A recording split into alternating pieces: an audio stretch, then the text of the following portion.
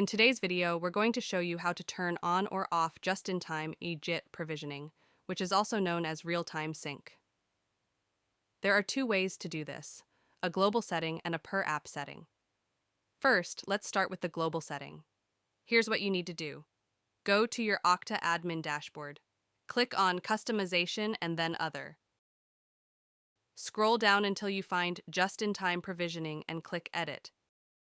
Here, you can choose to enable or disable JIT provisioning by checking or unchecking the box. Press Save for your changes to have effect. Now let's look at how to change this setting for a specific app or directory.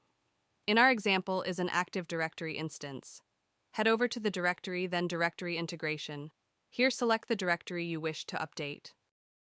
Click on the Provisioning tab. Under Settings, find and click on to Okta. Where is General Settings, click Edit. You can select or deselect the JIT provisioning, create and update users on login option, and that's it.